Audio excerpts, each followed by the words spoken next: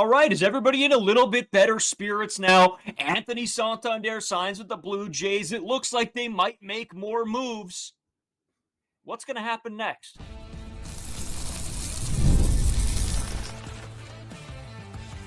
You are Locked On Blue Jays, your daily Toronto Blue Jays podcast. Part of the Locked On Podcast Network, your team every day. Welcome back to Locked On Blue Jays. Thank you for making Locked On Blue Jays your first listen every day. We are free and available wherever you get your podcasts and on YouTube, part of the Locked On Podcast Network, your team every day. Today's episode is brought to you by Game Time. Download the Game Time app, create an account, and use code LOCKEDONMLB for $20 off your first purchase. As always, I'm Braden Wasco. He's Carter First. You can find us on Twitter, Braden5 Wasco, Carter First 2, as well on Instagram and TikTok at Locked On Blue Jays as well. If you're new here to YouTube, make sure you hit the subscribe button so you can stay up to date on the live streams, the shorts, the podcast, videos, sort of whatever there is. So again, free to do so. Might as well hit the subscribe button. You guys have been killing it lately.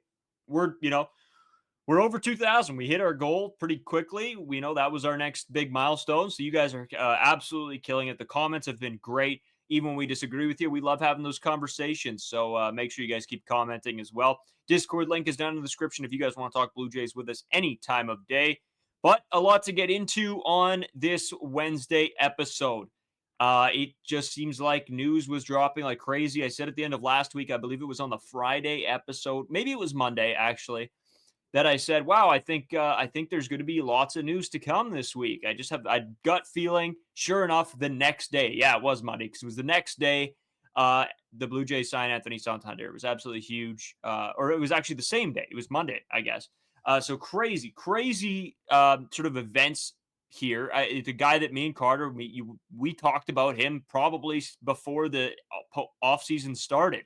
So the season was still going on. Anthony Santander was top of mind as a guy that me and you penciled in as a free agent target. The Blue Jays acquire him. I guess let's just start here. Thoughts, feelings, happy, sad. How are you feeling about the signing? Well, initially what I want to go into is this market with Anthony Santander. From what we were seeing at the start of this offseason, we were seeing 5 years, 100 million. We were seeing 4 years, around 90 million. We were seeing 5 years, 120 million, 130 million. And then I've been on, obviously, Blue Jays Twitter, been on other teams, Instagram pages, Twitters, things like that, just kind of seeing how this Santander signing is viewed around the league. And a lot of the beat writers as well are calling this a desperation signing, calling this an absolute fleece job by Santander on the Toronto Blue Jays, where I lean way more closer to it being the other way with getting Santander for $18.5 million when his market was $20 to $25 million. We were even thinking on this podcast it was $30 million. That might have been a little bit too high, honestly, for Santander, but I think this is a very good move by Ross Atkins. The more that I think about this, the more that I am fired up about this signing. But it seems like around the league, the ultimate conclusion is that the Toronto Blue Jays kind of got fleeced, and this isn't a very good deal, which I do not really understand whatsoever. I'm with you. I thought he was going to go for a lot more than he did. I was seeing that as well, and I think the only two teams that don't see this as a fleece, weirdly enough, are the Blue Jays and the Orioles. Like, the Orioles understand what kind of player Anthony Santander was and probably what he could still be. Yeah, I think to get him at a 5-year deal worth this much, I think is a steal. This is something the Blue Jays needed to do. I said I'd be willing to pay him $25 million a year. You needed a guy like that to be on your team that brings the power into this lineup. I'm with you. I think this is a steal for the Toronto Blue Jays. I'm totally going against the beat writers. Yeah, it doesn't really make a lot of sense. I would have been more out on Santander if you get him for $25 million. But again, when you get him for $18.5 million, this guy had 44 home runs last season. In his video with the Toronto Blue Jays, he says, my name is Tony Turner or Tony Tables, whatever it is. Don't know his nickname quite yet, but I hit home runs, at least 30. And then he starts laughing. Just a great video, obviously a very wholesome video for the Toronto Blue Jays. It's a guy that's going to be, I think, a very quick fan favorite, almost like the Kevin Kiermaier experience. Not necessarily because he's not a division rival, comes in. Kevin Kiermaier makes, obviously, I think first game at Rogers Center, makes a jumping catch at the wall, robs a home run. Santander probably not going to do that. He's going to be the one hitting the home runs. Hopefully they aren't getting robbed necessarily. But with a guy like Santander, with a team like the Toronto Blue Jays lacking power for such a long time, honestly, since 2021, It's a massive signing, a massive move, and it finally protects Vladdy in this lineup. And the best thing that we saw about this signing is that the Toronto Blue Jays seemingly aren't done. There's a lot more to be had. So I don't think you can be upset whatsoever about this Anthony Santander move. Like, the only nitpicking thing you could have, I guess, is that there is a 5th year on this contract. But again, at $18.5 million, that's still a pretty good bargain for a guy like Anthony Santander. Some people are upset about the opt-outs, which, again, I'm not on that side whatsoever, because if Anthony Santander does opt out, this might be a little bit weird coming out right now, but I think it's a good thing if Anthony Santander opts out, because that means he's played 3 years of very good baseball for the Toronto Blue Jays. He's played unbelievable baseball, and he thinks he's worth more than $18.5 million after his age 33 season. So it just doesn't really make sense why you'd be on the other side of opt-outs, because that means Anthony Santander would have an unbelievable 3 years in Toronto. Well, and see, this is the weird part about the opt-outs. So the opt-out after the 3rd year is player available. So that means Anthony Santander can make the choice to opt out. But there's a caveat to that. If the Blue Jays pick up a 6th year with Anthony Santander, that opt-out now goes away. So if Anthony Santander is playing absolutely unbelievable and you think he can continue playing unbelievable, you could just pick up a 6th year. If you really want him badly for that 4th and 5th years, you could just say, hey, we're going to take a 6th on and you're going to stay with us. Too bad. So it's a very weird. I haven't seen a ton of contracts like this where it becomes a player option into a club option. It's a little strange. I don't understand necessarily the thought process, but maybe it's something that helped to get this deal done. So very intriguing bit to this as well. Well, the biggest thing for Santander was term. That's what he was going after. He really wanted that 5 years, and I think that's why it kind of took so long for the Toronto Blue Jays to get this done. But another interesting thing is, obviously, we've seen all offseason that there's been deferrals, and it's really only been with one team, the Los Angeles Dodgers, signing Kirby Yates, and just recently, obviously, the Tanner Scott one. We can go on and on and on about how many players the Dodgers have signed. The Toronto Blue Jays getting into this water a little bit as well. Obviously, on the surface, 5-year, $92.5 million contract. But in competitive balance tax terms, $14 million per year. So the Toronto Blue Jays are saving $22.5 million over the next few seasons in deferrals. So that, again, another good sign pointing to this team should be active in the open market, should be active for guys like Pete Alonso, Jurickson Profar, to name a few. Max Scherzer picking up some steam coming to the Toronto Blue Jays as well. So, again, this is a signing that if you're a Toronto Blue Jays fan, we want offense so bad. We've needed offense so badly. I don't think you could be opposed to this signing whatsoever if you want this team to be competitive in 2025. Doesn't make the team worse, that's for sure. No, and that's I think the biggest takeaway out of all of this for me is understanding that, at the start of the offseason, I said if you can get Anthony Santander and some bullpen help, you've sort of accomplished everything I've asked for personally, and getting a second baseman. Now, don't get me wrong, Andres Jimenez isn't necessarily a unbelievable bat, but you've accomplished what I've asked for. You've gotten a second baseman, you've gotten your outfielder that hits for power, you've got your bullpen arm now in Jeff Hoffman. They've done everything I've asked for, and I don't. Now maybe I wouldn't be so content, but now I'm seeing that there are possibilities to go for more. Just a quick piece here, Carter. Maybe before we hit the break, I'll get your thoughts and opinions on this as well. So the Toronto Blue Jays have an offer prepared for all-star first baseman Pete Alonso. Toronto has also been in close contact with outfielder Jurickson Profar, who's coming off a career year that includes a Silver Slugger. And there is a chance the Blue Jays are looking to unload the George Springer contract in order to make these moves financially possible. Me and you talked about this. This is exactly what I thought immediately when I saw this. Is I don't think, and you said this very pretty immediately after I told you this. How you unload the George Springer contract, I have no idea. You have no idea. I don't necessarily believe that you have to unload the George Springer contract to make these moves still happen. You have to be willing to spend money, but I don't think that's a necessity is to unload George Springer here. I think what they'd be looking for in this instance is that they're already over the competitive balance tax by projections. They're actually over the second tier at this point. I think it's a $263 million projection, the competitive balance tax being $261 in that second tier. The only teams that I could sort of see, if you really want to dump this contract, obviously you're not getting anything back necessarily. You might get some cash considerations. Maybe you get a double A prospect that probably won't amount to anything. The only two teams for me is the Chicago White Sox, because that is a dumpster fire right now. Maybe they want some prospects with the Jays as well. If they really want to take that George Springer contract, the Jays want to compete right now, they might have to be willing to give up some prospects. And then in the NL, maybe the Washington Nationals, but I don't even think they would be open to this deal. I would see the Athletics as well, but I actually don't mind if the Athletics have done this offseason. Yeah. Luis Severino, and obviously they extended Brett Rooker for a crazy deal for them. I think it was 5 years, $60 million. That is an absolute bargain. And then Jose Leclerc, they just signed as well. So finally making some moves. If you're an Oakland Athletics fan, should be excited about that. But in terms of George Springer, Pete Alonso, obviously Jurickson Profar, that news is obviously great to hear.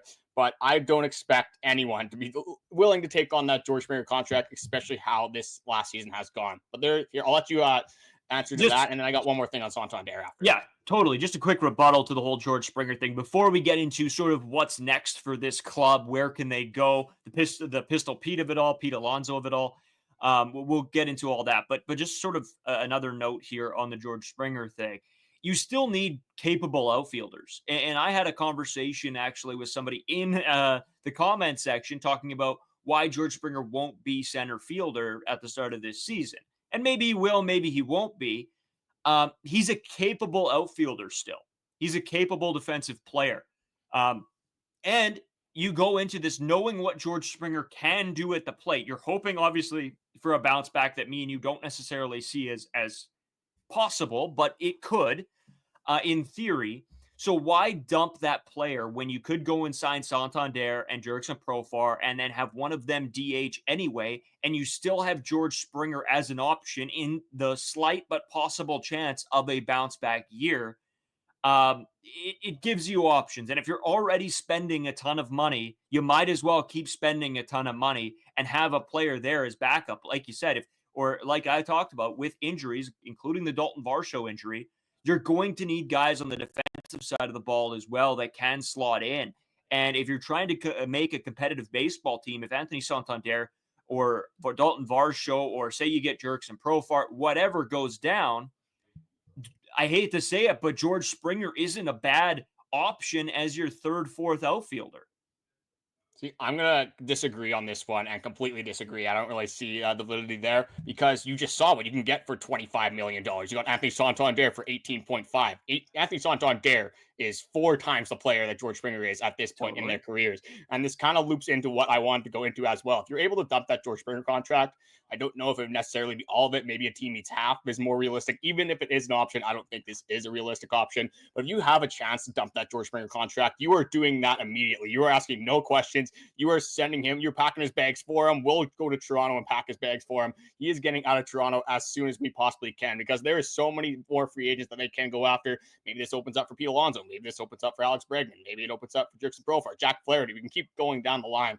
I think if you're able to clear $25 million from your payroll, one, the competitive balance tax, obviously they don't want to be crazy over it. I think at this point, Ross Atkins kind of knows that it's his last year to figure things out. If things don't go well this year, don't necessarily see a future too long for Ross Atkins after this. Might be going back to a scouting kind of management role, looking at some international players, which Toronto Blue Jays obviously could use with all the money that they have in the international bonus pool right now.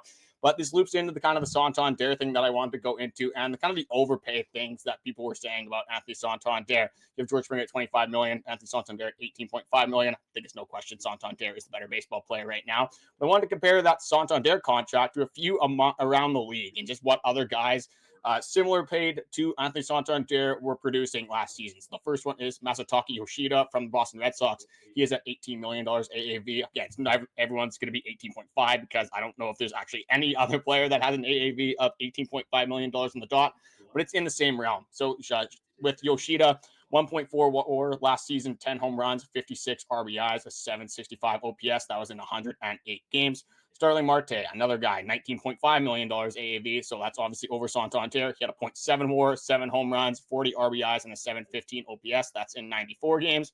And maybe you're saying, 108 games, 94 games. How are they supposed to develop these stats? I'm not going to take anything away from Anthony Santander for being available. These guys got hurt. I don't think you can use that as a crutch against Anthony Santander, but just in case you guys are using that, I have Nick Castellanos. Similar player profiles, I would say, power hitters, not the greatest fielders whatsoever. I'd say Nick Castellanos is actually a worse fielder than Anthony Santander. This guy making $20 million average annual value at 0.8 WAR, 23 home runs, 86 RBIs, a 742 OPS, and he played in all 162 games. This is compared to Anthony Santander. When you're looking at his stats, $18.5 million, obviously, 2.9 WAR, which is better than everyone on this list, 44 home runs. You could say it's a career year, but Anthony Santander, you can pencil him in for 30 home runs, 102 RBIs, an 814 OPS in 155 games. So I would say out of the players I listed, there's much more I could have went into, but we would have been here for another 10, 15 minutes. So I stopped with those three.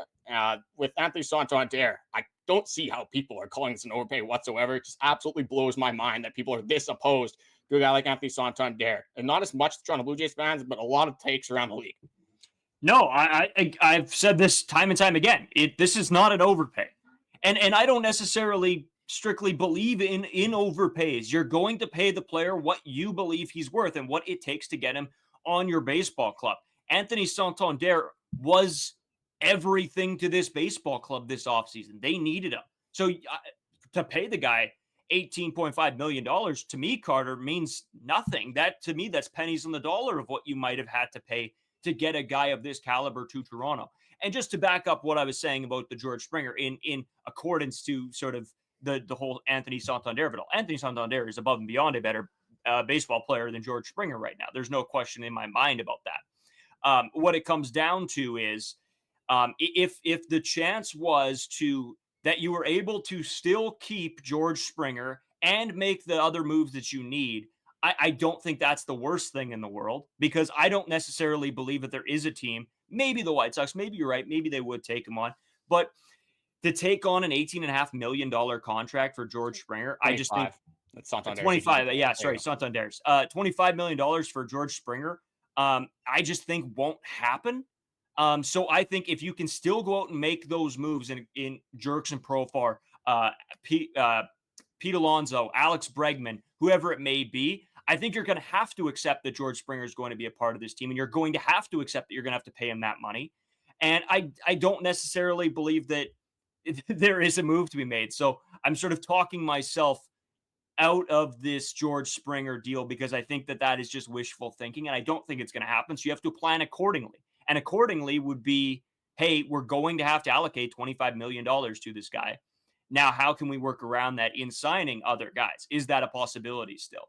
So, again, a question that will be answered over the next few weeks before spring training, most likely. We got a lot more to get into, and we've dragged this first segment on forever because we get into Anthony Santander. We're excited. Hopefully you guys are as well. We're going to take a quick break. We'll be right back. We got a lot to get into on where do the Blue Jays go next? What is the right course of action? Who's available? We'll get into everybody when we come back. Today's episode is sponsored by Select Quote. In sports, having a winning strategy is everything. It's how the best teams make it to the Super Bowl, the World Series, and the Olympics. Same goes for life. Having a strategy like life insurance from Select Quote can protect your financial legacy and keep your family's financial future secure. Select Quote makes it easy to find the perfect life insurance policy. As one of America's leading insurance brokers with nearly 40 years of experience, they've helped over 2 million customers find $700 billion in coverage since 1985. What sets Select Quote apart is their personal touch. Unlike other brokers that offer one-size-fits-all policies, their licensed agents tailor coverage to fit your unique needs. If you're in good health, you might even qualify for the same-day coverage for up to $5 million. No medical exam required. It's more affordable than you think. You can get up to $1 million in coverage for as little as $20 a month. Get the right life insurance for you for less at selectquote.com/lockedon. Go to selectquote.com/lockedon today to get started. That's selectquote.com/lockedon. Select Quote. They shop, you save. So Carter, my guy, holy moly, a lot to get into here. We talked about Anthony Santander a ton, but how do you not? The newest Toronto Blue Jay. This move has happened. A lot of information has come out, right? The Blue Jays are still willing to go and make moves. Talking about obviously Pete Alonso, Jerks and Profar, Alex Bregman, Max Scherzer now. There is a list of guys that the Toronto Blue Jays still have their finger on the pulse of. I guess for you moving forward here, what is the most important thing? Is it adding one more strong bat here, or is it adding that starting pitcher, Carter? It's an interesting conversation because in an ideal world, you get a starting pitcher, you maybe get another bullpen arm, you maybe get another power bat, and you just go all in. You say screw the competitive balance tax, and maybe you're the highest spending team in all of baseball. But before I say who I want, I'm just going to go over who the Toronto Blue Jays have been linked to and who is still available on the market. So I got a list here. Obviously, Pete Alonso, Jurickson Profar, Nick Pivetta, Kenley Jensen, a little bit of a while ago, but still had some interest in the last 3 weeks. I think 3 weeks when the report came out. Max Scherzer, that's really picking up. Jose Quintana, that has been linked for a little while here. Jack Flaherty still available. Alex Bregman, Carlos Estevez, and Juan Moncada. Don't obviously want another third baseman. I think Ernie Clement, if you're going to go there, rather have Ernie Clement. Who do I want out of this list? Pete Alonso is the easy one. Imagine a lineup. You have Bo Bichette, Vladimir Guerrero Jr., Pete Alonso, Anthony Santander. That is a scary middle of the order. Would be absolutely ridiculous. Max Scherzer, I said on the live stream, not necessarily a guy that I would love, but if you sign him for a 1-year contract, you add depth to this starting rotation. Don't expect it to be any more than 1 year. I've heard the reports that he wants a 2-year contract, and that is more something I would be more out on. Not exactly what I want for Max Scherzer.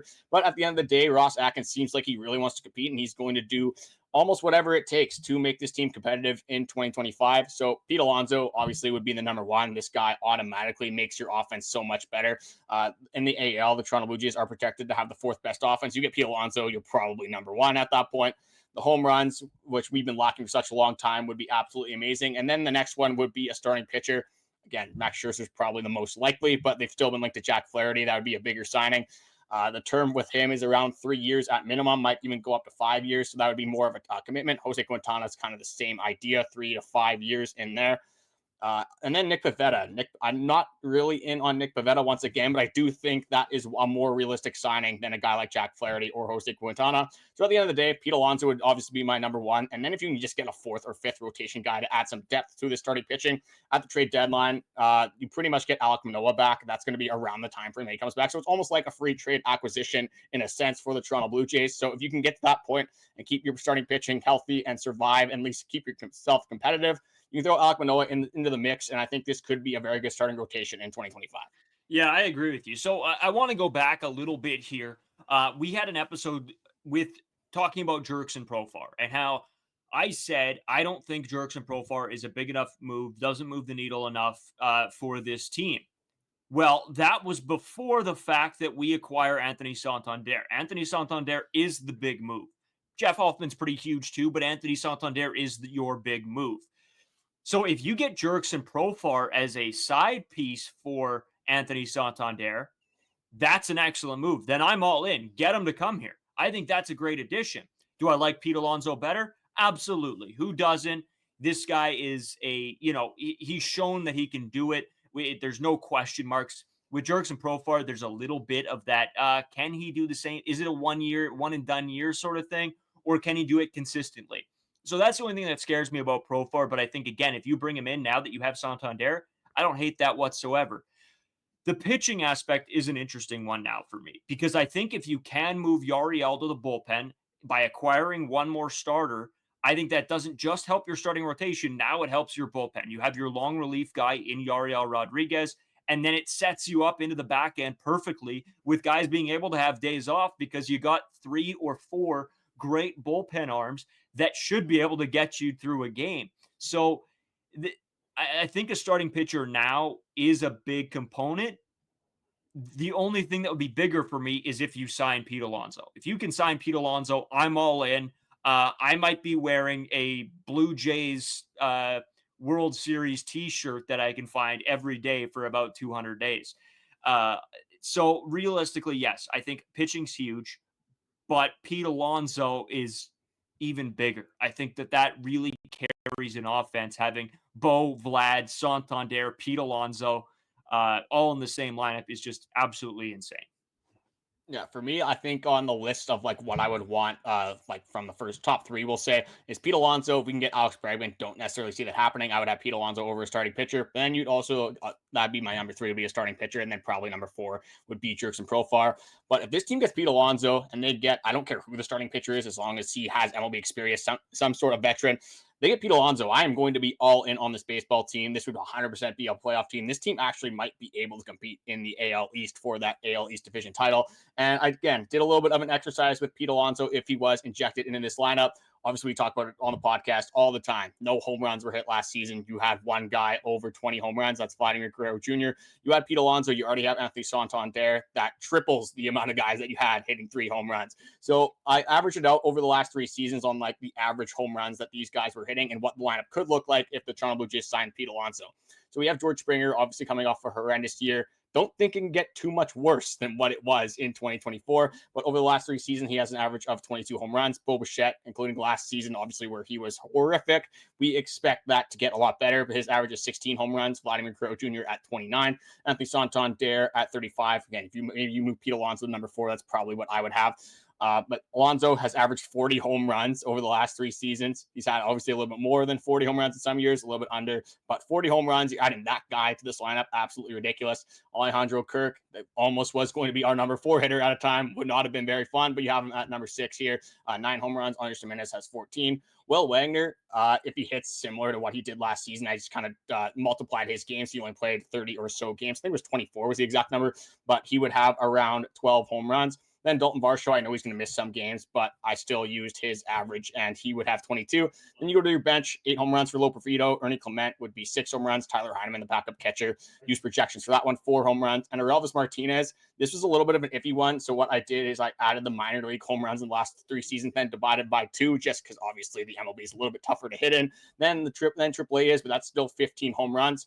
Total home runs for the team would be 226 home runs in 2025. Last year's leader was the New York Yankees at 237. So that would put the Blue Jays at 4th in the league in home runs, and immediately bolster this offense.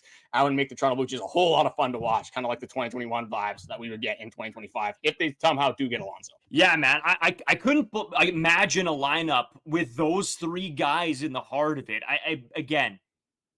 It would be, you said it perfectly. What a fun team to watch. And after a couple of years of, man, we're sitting through 2-0, 1-0, 3-0, 5-1 games for the Toronto Blue Jays, man, it just kills your spirit after a while.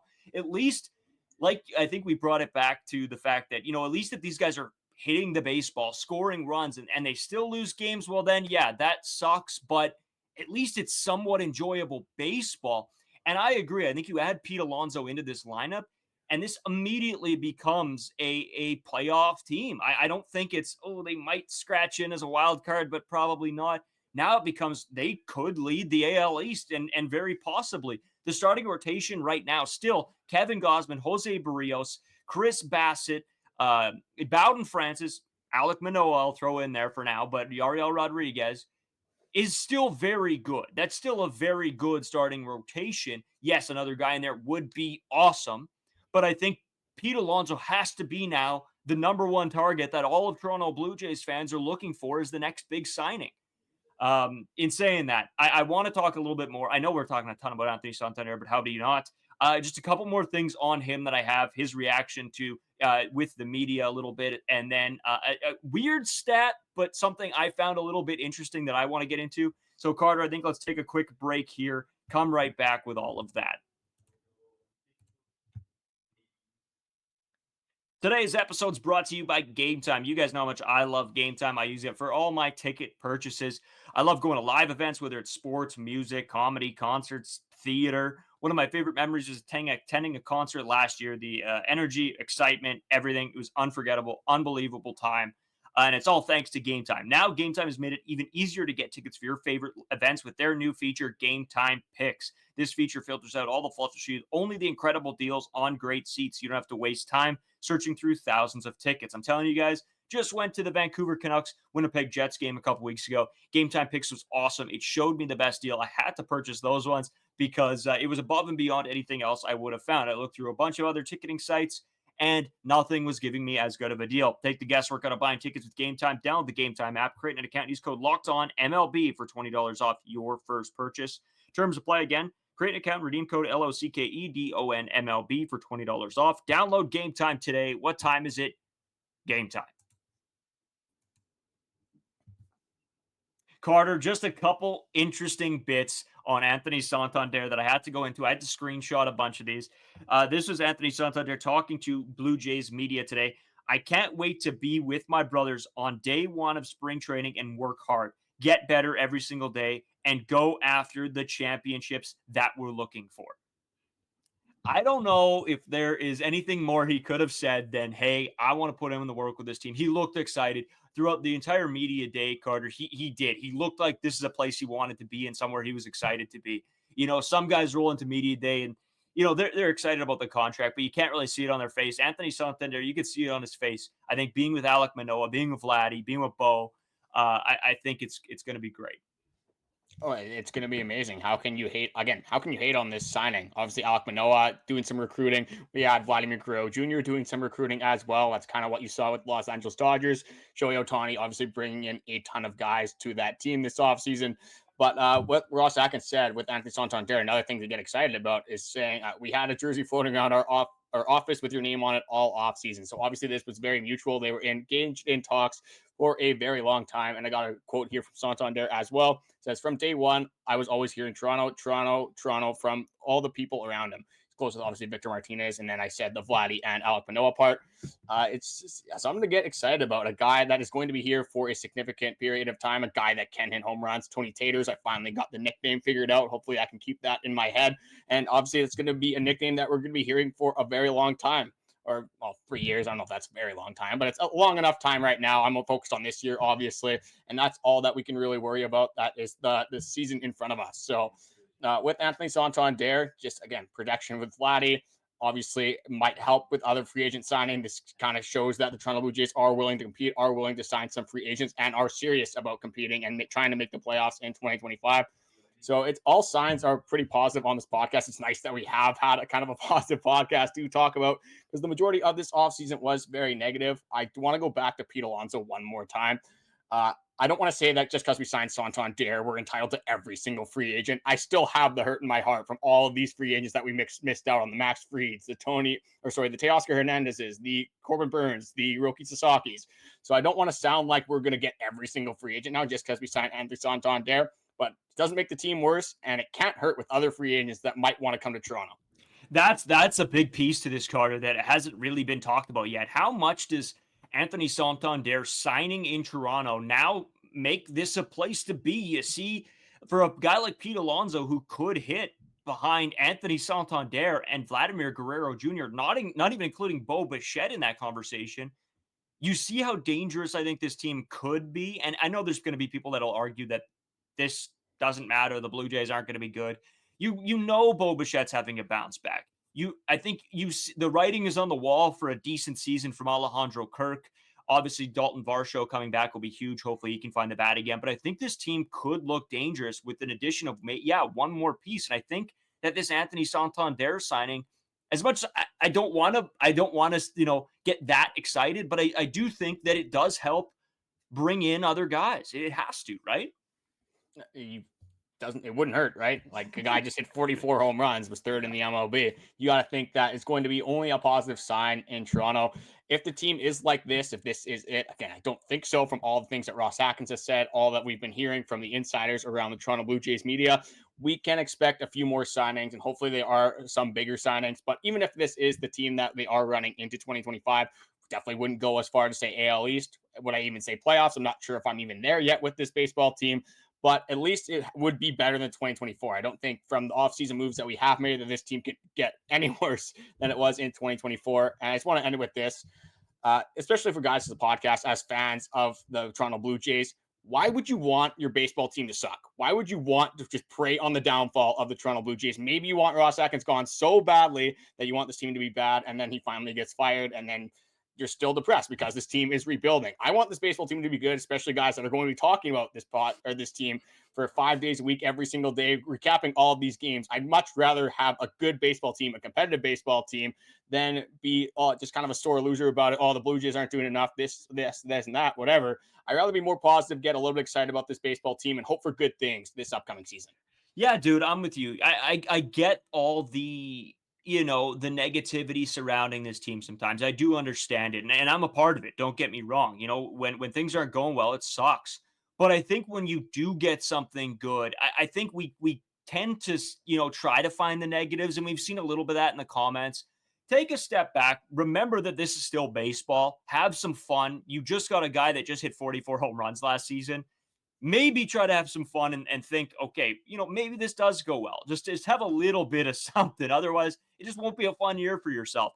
Carter, I got one more thing that I just found really interesting, and I'm terrible for this because I'll just go on Baseball Savant or Fangraphs, and I'm not a stats guy, but I find them very interesting. I don't take a lot away from them, but I love the theory behind it and how it plays into the game. So here's one from Anthony Santander, because as soon as the signing happened, I'm on Baseball Savant scrolling through. This is expected home runs by ballpark in 2024. This one to me was a little bit hilarious that he ended up being a Toronto Blue Jay. So he hit 44. His expected at the Orioles park was 37. Then you go down the list. The Yankees, if he was hitting at Yankee Stadium, it would be 40 home runs. The next highest is the Blue Jays at 39. As you go down across the list, just by how big the ballparks are, the dimensions, where his home runs hit, the Blue Jays are one of the top teams where the most home runs expected to go out would go out. So for a guy, maybe, I don't know how much they check into these statistics, but you got to think, hey, here's another little bit of a positive. Take what you will out of that. I mean, it's just more of a fun thing that I found that, hey, most of Anthony Santander's home runs that he would have hit last season would have been home runs at Rogers Center. So there you go. A little interesting tidbit from me. Well, and that's the fun thing about Anthony Santander is that he hits the long ball and he hits it far. These aren't necessarily fan scrapers a lot of the time. Just, again, against the Toronto Blue Jays, hitting grand slams, hitting pretty much pitches out of the dirt against Kevin Gausman. There was one that literally Alejandro Kirk was ready to block as I was watching highlights from Anthony Santander to, again, get me fired up for the podcast and everything. Literally golfed it out of the stadium. That hurt in the moment, but when you look at it in retrospect with that guy being on your baseball team, can't be a bad thing when he's coming from the Baltimore Orioles. I'm going to end it off with this. You saw the New York Mets last season made the NLCS. Well, it wasn't a playoff team in 2023. You look at the Detroit Tigers, that roster is not very good, and they made the ALDS. So before you're all negative, before you're like, oh, the Toronto Blue Jays still need to do this, that, whatever, then the whole 9 yards, it's baseball. A lot of things can happen. If a lot of guys on the Toronto Blue Jays have, again, better years. So many players on this team were horrible last year. Dalton Varsho was not hitting good near the end of the year. Alejandro Kirk was bad. We can go down the list. George Springer, Bo Bichette. You have to expect that it's only going to get better for some of these players. So I'm going to start a little bit of the positive train here. We're going to be a little bit more positive on this podcast and try to get excited for baseball because it's coming around the corner and it's coming quick. Just wanted to say thank you guys for watching. The likes, comments, everything recently has been very much appreciated. Again, if there is signings in the future, we are going to be going live. So be sure to be in tune for that. Obviously, if you want the live notifications, if you ring the bell on YouTube, that will notify you guys if we are live. And we also have noticed that about 76% of you guys are not subscribed with all the new people coming in. So if you guys are coming back, tuning into all the podcasts, we would appreciate the subscription. Any sort of support on this podcast is awesome. And also leave your perspectives in the comment section. That is both of our favorite parts about having this podcast, seeing the different perspectives, whether it's the casual fan, whether it's like us that we're diehard Toronto Blue Jays fans. However you feel about Anthony Santander, how you feel the rest of the offseason, whatever you are thinking about with the Toronto Blue Jays, let us know. Braden, you got anything else to add before we do take off for this episode? No, I think we've talked to everybody's ears off already about Santander, and I think this is the biggest glazing episode of all time, but, sometimes it has to happen. We're pumped that we got our guy. I went into work the other day. This all ended here. I went into work the other day. Everybody came up to me. They go, "You've been talking about this guy for months, and you got him. How do you feel you got your guy?" I'm like, over the moon. So there you go. Happy Wednesday, everybody. Congrats on the Blue Jays getting Santander. Hope for more, but we'll wait and see.